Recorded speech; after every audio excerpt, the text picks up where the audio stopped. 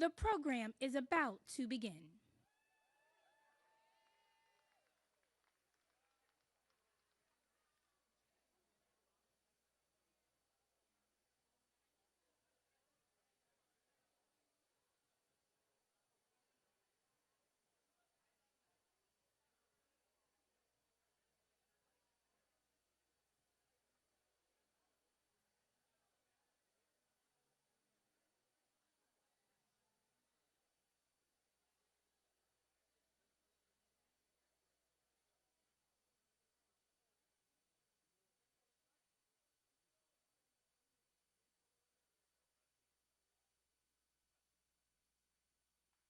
Please welcome Miss Chloe Schaefer, Miss Anna Livingstone, and Miss Corazon Riviera to recite the Pledge of Allegiance.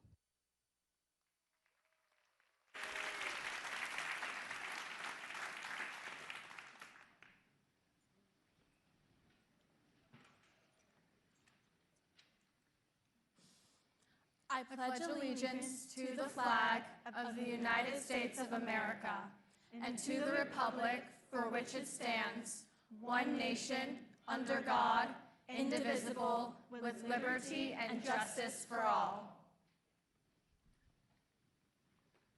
Please welcome Rabbi Esther Lederman to the stage.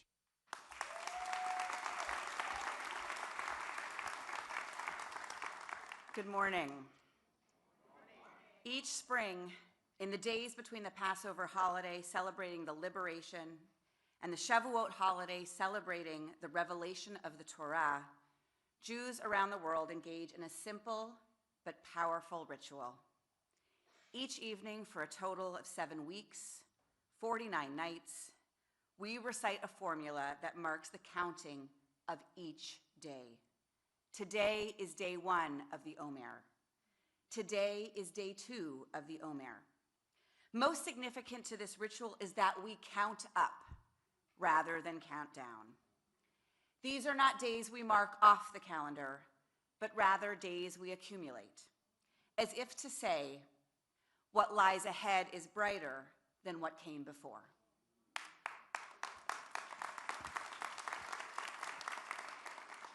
The counting from redemption to revelation is a reminder that freedom is not enough.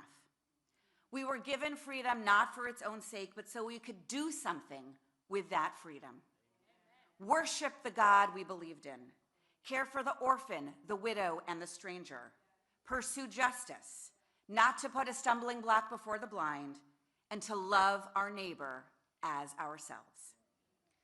We as Americans also have been granted freedom by our Creator and our Constitution and by the Bill of Rights. But freedom is not enough. If we don't do something with that freedom, if we don't fight for that freedom, if we don't protect that freedom for everyone, for all of us. Care for the orphan, the widow, and the stranger. Pursue justice, not to put a stumbling block before the blind, and to love our neighbor as ourselves. So I invite into our presence the God of freedom, the God who gave us the agency to count upwards and march forward, the God who helps us imagine the world as it could be. God, standing on the parted shores of history, we still believe what we were ever taught before ever we stood at Sinai's foot, that wherever we go, it is eternally Egypt, that there is a better place, a promised land, and the winding way to that promise passes through the wilderness, that there is no way to get from here to there except by joining hands and marching together. Baruch atah Adonai Eloheinu melech haolam matir asurim. Blessed are you, Adonai, our God, creator of all living things. Thank you for the gift of freedom.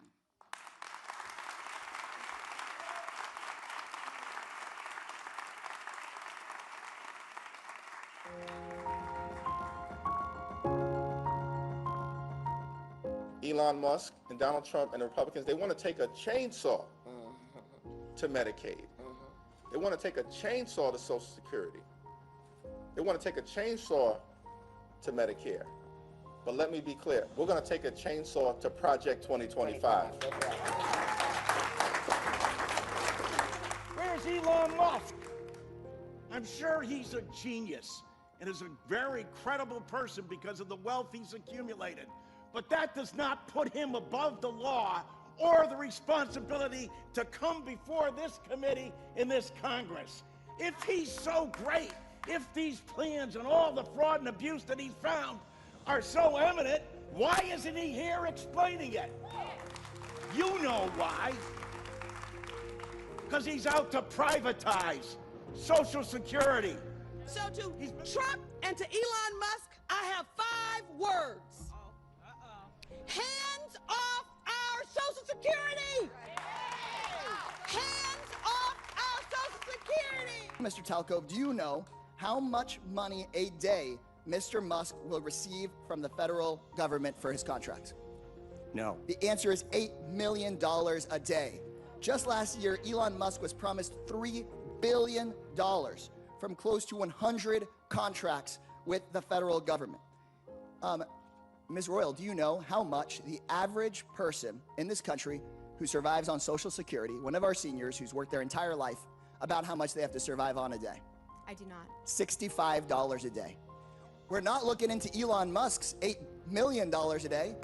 This subcommittee, chaired by Marjorie Taylor Greene and the House Republicans, is looking into your grandmother's $65 a day. When they told us to just lay down and take it, what did we do? We fought back, and here we are in their faces. You are not just saying hands off. You're not just standing up for your family and your community. You are the patriots standing up for our country. This is all about all of us versus the billionaire class and the politicians that they have purchased. On the campaign trail, President Trump promised to protect your hard-earned Social Security benefits. However, now he has sent trickster Elon Musk and his flim-flam government agency DOGE after the Social Security database. While courts across our country step in to try and stop DOGE, its destabilization continues at an alarming rate. And I'm concerned Elon Musk wants to privatize Social Security, and he, through his new computer company that he just bought, is going to try to be paid by the government to manage those accounts. Well, we all know that we're living in some dark times. We see the foundations of our society: Social Security, Medicare, Medicaid, the very safety nets that people have fought for generations to ensure that our country lives up to its promise, are being targeted by the billionaires and the oligarchs and the corporations. If we don't protect Medicaid, it will be catastrophic. Over 80 million people in this country rely on Medicaid for their health care. 3 million of them are in Pennsylvania. 110,000 of them in my district. House Democrats led and had a day of action yesterday where over 150 members participated, where we called attention to Medicaid and the importance of Medicaid in our communities. The president chose to take actions that he didn't even have the authority to take. He's put our economy in disarray and near collapse. We have small businesses and Americans who are concerned about their well-being, people's retirement, people's 529 accounts went down because of this administration. We have people that are planning to send their kids to college this fall. People who are retiring whose benefits have declined. Is this market manipulation? No. Why not? If it was a plan, if it was always the plan, how is this not market manipulation? It's not market manipulation, sir. Well, then what is it? Because it sure is not a strategy. Hands off our Social Security. Hands off our Medicaid. Hands off Medicare. Hands off SNAP. Hands off our kids. Hands off women's rights. Hands off LGBTQ rights. And we're going to do everything that we need to do. Thank you, sir. It's an all-hands-on-deck effort. Yeah. We're going to fight on your behalf in the Congress. Yeah. We're fighting on your behalf in the courts. Yeah. And we're going to make sure we do what we need to do in the community. Yeah. Because they want us to step back. We're here to push back. Yeah. We're here to push back on your behalf. Thankful for your dignity. Thankful for your determination. Thankful for all that you do. For the children of America. The families of America. The seniors of America. The Social Security recipients of America. The Medicare recipients of America. The veterans of America. And so many others. We will not abandon you in your hour of need. Because we are you. And you are us. The American people.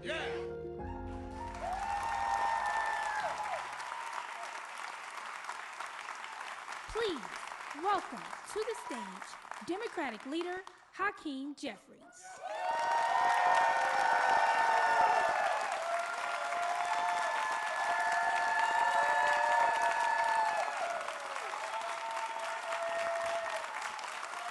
Good morning. Good morning. Thank you. Thank you, everyone. Good morning. Good morning. Thank you. Good morning. Good morning. Good morning. Right at the top, let me make one thing clear. The Trump administration has been a disaster. 100 years, 100 days in, Donald Trump and Elon Musk have failed to make your life more affordable. They failed to make you safer. They failed to make us more respected around the world. But their biggest failure is this: they have failed to appreciate the strength of the American people. During the dawn of the Republic, it was once observed that when people fear the government, there is tyranny. When the government fears the people, there is liberty. Donald Trump and Republicans thought they could shock and awe us into submission. They thought we would be too complacent to stand up for liberty and justice for all. They thought we would walk away from the principle of equal protection under the law. They thought wrong. They thought wrong. They thought wrong. Trump's unconstitutional assault on the American way of life is unprecedented. But the so-called dictator on day one is learning an important lesson. Americans don't bend the knee to bullies. In the face of tyranny, we join together. In the face of tyranny, we rise up together. In the face of tyranny, we get into some good trouble together. And we're just getting started. 100 days in, Donald Trump has the lowest approval rating of any president in modern American history. 100 days in, voters have elected Democrats in Republican-held districts all across the country, including in Iowa and Pennsylvania. 100 days in, Elon Musk spent $25 million to buy a state Supreme Court seat in Wisconsin and lost by double digits. 100 days in, more than 200 different lawsuits have been filed against the unconstitutional and unlawful executive orders of Donald Trump. And the American people are winning in court. 100 days in, principled opposition to Republican extremism is taking shape from sea to shining sea.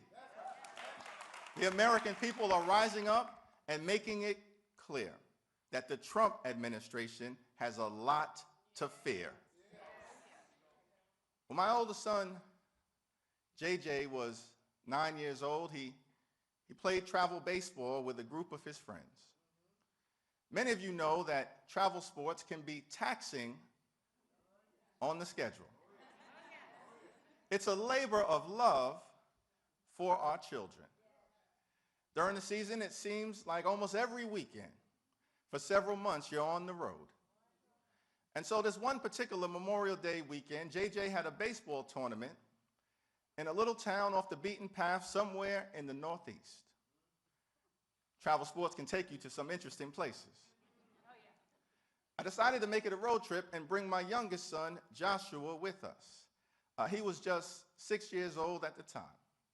And so I said to him, he's going to come on this trip and it'll be like a vacation. What did I say that for, y'all?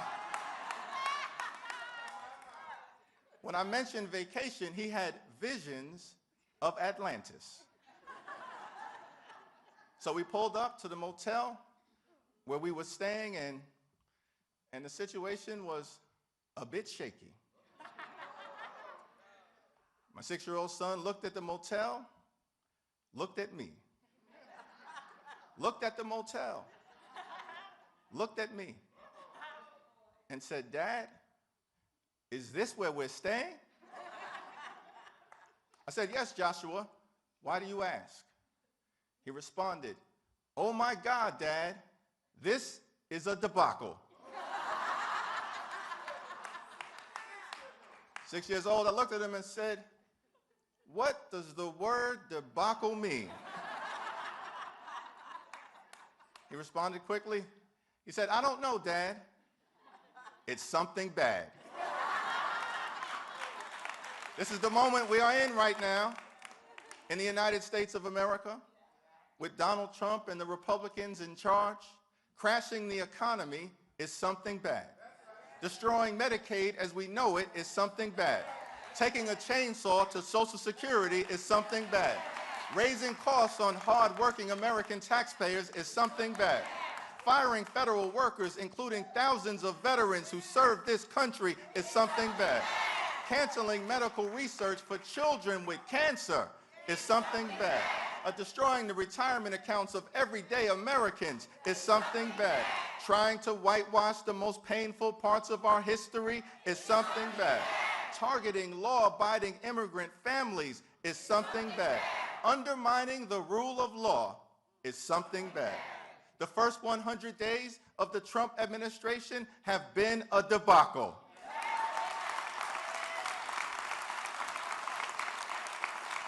Enough. Enough.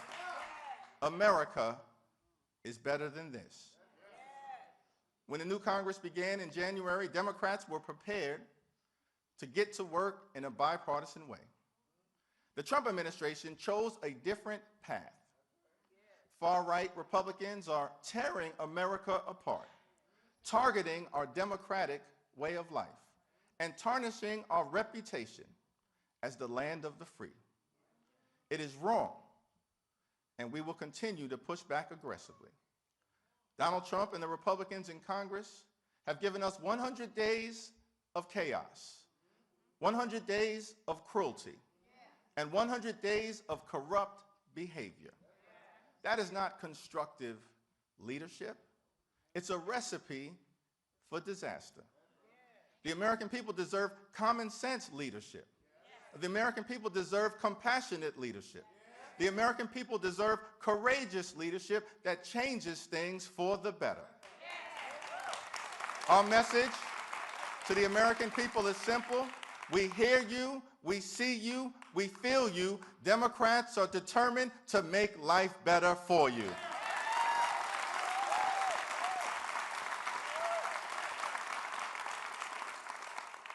Donald Trump and his sycophants spent yesterday bragging about the speed with which they've moved during these first 100 days. They're right. Never has a president failed so spectacularly, so often, so quickly as Donald Trump. The White House referred to its strategy for the first 100 days as shock and awe. Well, they're half right. It is shocking how rapidly this administration collapsed into chaos, cruelty, and corruption.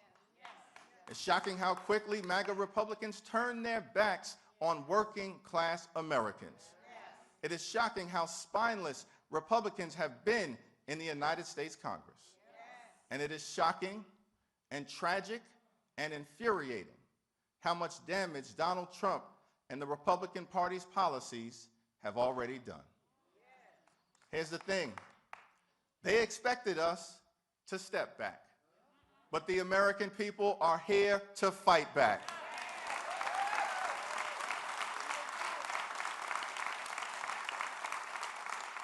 On the campaign trail, Donald Trump promised to end inflation.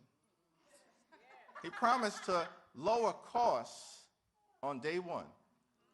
When he was asking for your vote, Donald Trump told you he would make life more affordable for everyday Americans. Now that he's in office, it's a different story. In March, President Trump was asked if he was worried that car prices would go up because of his tariffs. His reply, I couldn't care less. The cost of living in the United States is too high, America is too expensive, and Donald Trump couldn't care less. He couldn't care less that housing costs are too high. He couldn't care less that grocery costs are too high. He couldn't care less that child care costs are too high. He couldn't care less that health insurance costs are too high. He couldn't care less that utility costs are too high. Donald Trump couldn't care less. Prices everywhere are too high, and Donald Trump couldn't care less. 100 days in, Donald Trump is making life harder for you and your family. And every day, his costly tariffs stay in place. Life in America gets more expensive. American families will pay thousands of dollars more per year. Small businesses are shutting down. Corporations are not hiring. Businesses are unable to invest because of the uncertainty that has been created. Inflation is on the rise, life is getting more expensive, and the reckless economic policies of Donald Trump and House Republicans are driving us toward a recession. Republicans in Congress could put a stop to this insanity at any time. Since they won't, next November, we will. Yes, we will. Yes, we will. Which brings me to Elon Musk.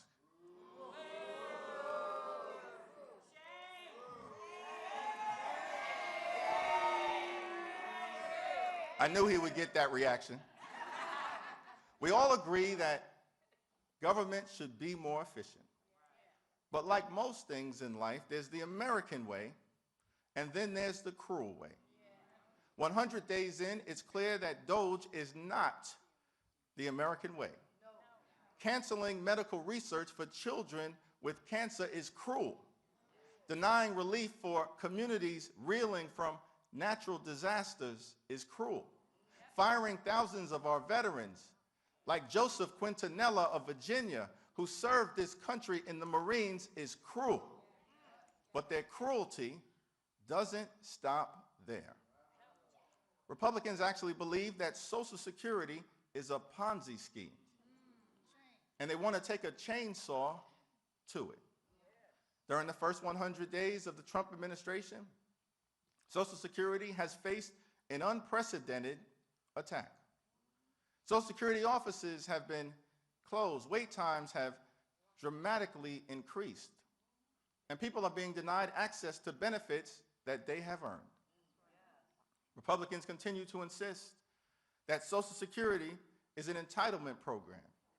They think they are entitled to destroy it.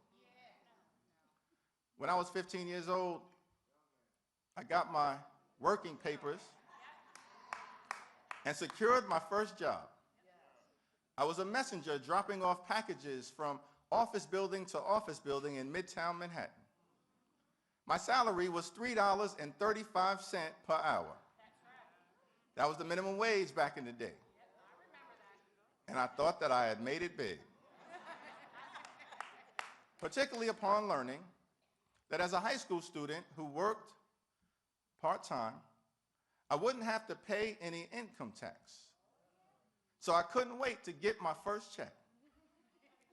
On a piece of paper, I multiplied $3.35 by the number of hours I expected to work during my first pay period. I figured out the total, and in my mind, that money was already spent. I couldn't wait to go to Albee Square Mall in downtown Brooklyn and get some new sneakers so I could dress like Run DMC.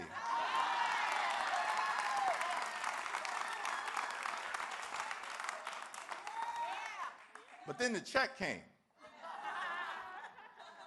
and some money was missing. I had two questions, y'all. Who is FICA? And why is he taking my money? Here's what I learned.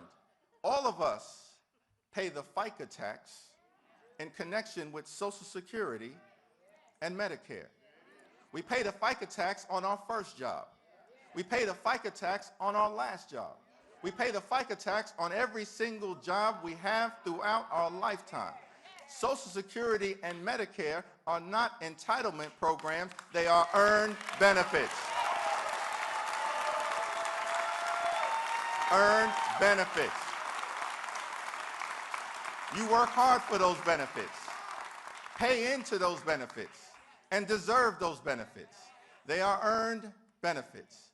Democrats will make sure that Donald Trump and House Republicans keep their hands off your Social Security and your Medicare. Hands off today, hands off tomorrow, hands off this week, hands off next week, hands off this month, hands off next month, hands off this year, hands off next year, hands off Social Security and Medicare forever. Forever. Forever. Now, if this administration actually had some common sense,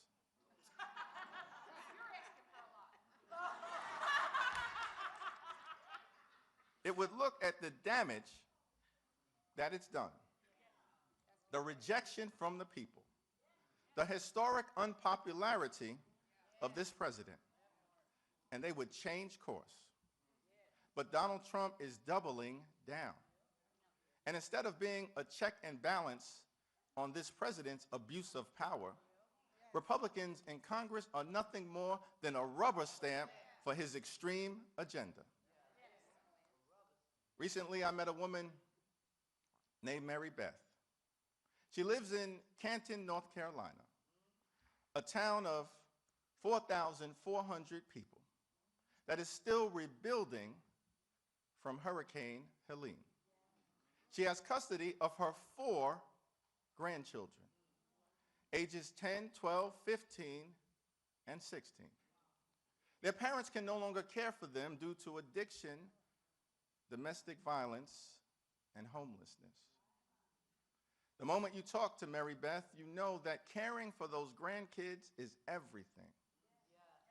And she's doing it on a fixed income, working part-time, making $8 an hour at a coin laundry. No longer. I'm no longer there. I'm sorry. And is no longer employed. To supplement the disability support that she had received.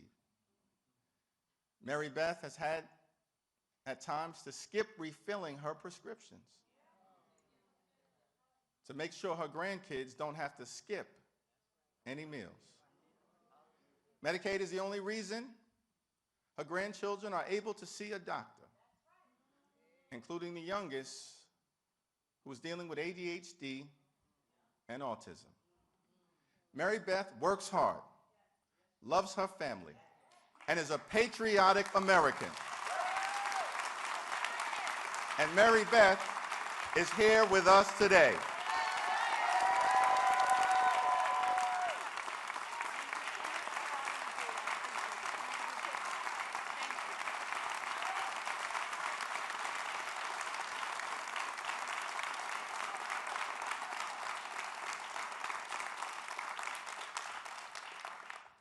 But her family, just like millions of others throughout America, is now at risk of losing their health care.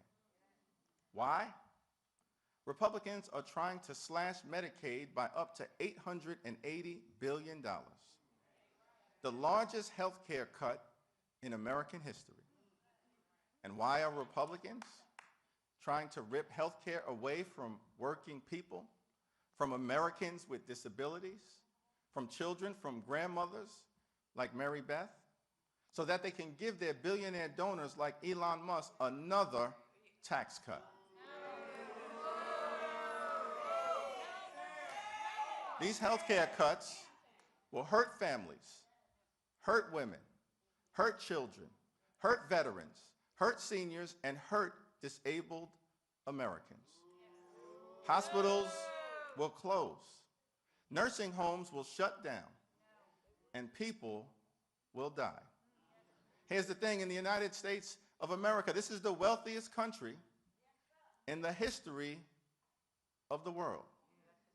Healthcare is not a privilege. Healthcare is a right for every single American. For every single American. If we were in the majority right now, none of this would be happening. But even in the minority, we are going to do everything we can to protect the health care of the American people.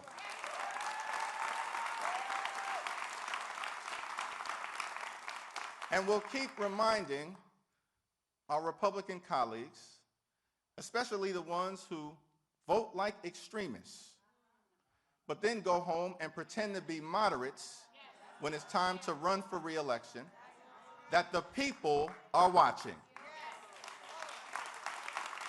It's time for Republicans in Congress to stop being a rubber stamp for Donald Trump's extreme agenda. You don't work for Donald Trump. You don't work for Elon Musk. You don't work for the far-right extremists. You work for the American people.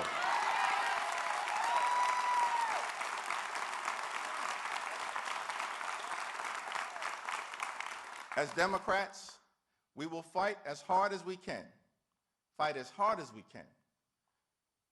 over the next 2 years to stop bad things from happening. We will protect our system of free and fair elections, and then work hard to convince the American people to entrust us with the majority next November. At that point, we will be able to do much, much more for you.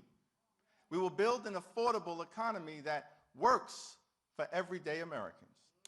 We will confront the climate crisis with the fierce urgency of now. We will block any budget that goes after your Social Security, Medicare, or Medicaid. And we will hold the Trump administration accountable for its corrupt abuse of power.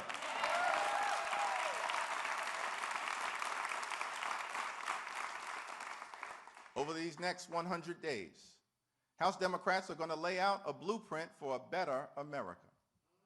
And you will see a vision for this country's future that isn't about Donald Trump. It's all about you. All about you. How can we make your life better? How can we put more money in your pocket? How can we lower your costs? How can we help you give your kids the future they deserve? These are the questions we are thinking about each and every day. Now, the American dream isn't about getting something for nothing. You have to work for it. But if you work hard and play by the rules, here's what you should be able to have: a good paying job, an affordable home, high quality health care, education for your children, and the ability to retire with grace and with dignity. That's the American dream. That's the American dream. That's the American dream. And when we're back in charge, that's what we will fight hard to deliver for you.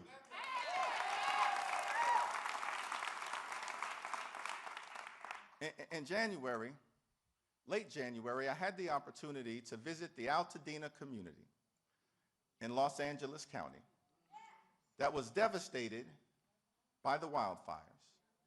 I met someone named Jackie Jacobs, an amazing 88-year-old woman who was raised in the Jim Crow South before moving to California. Her home was tragically burned to the ground. She and her husband, David, who have been married for more than 50 years, barely managed to escape the raging wildfires. All they had was the clothing on their backs. They lost everything. Photos gone, possessions gone, property gone. But the first thing Mrs. Jacobs said to us while touring the devastation was that she gave all glory and all praise, all honor to Almighty God, just as the scripture teaches us. She believed that things would work out. Several of us teared up. Miss Jacobs lost everything, but she never lost her faith. She never lost her faith. Republicans have shown that their recipe for governing is chaos, cruelty, and corruption. These first 100 days have not been easy. Everything we care about is under assault. The economy is under assault. Healthcare is under assault. Social Security is under assault. Veterans are under assault. Farmers are under assault. The right to organize is under assault. Public schools are under assault. The American way of life is under assault. Democracy itself is under assault. Everything we care about is under assault. But just like Mrs. Jacobs, we must never lose faith. We must never lose faith. Faith in our community, faith in our country, faith in a brighter future, faith in Almighty God. America is a resilient nation. We are a resilient people. We have a resilient Constitution. We will never give up. We will never give in. We will always show up. We will always speak up. We will always stand up. We will continue our march toward a more perfect union. We will not rest until we end this national nightmare and deliver an America with liberty and justice for all. God bless you. God bless our troops. May God continue to bless the United States of America.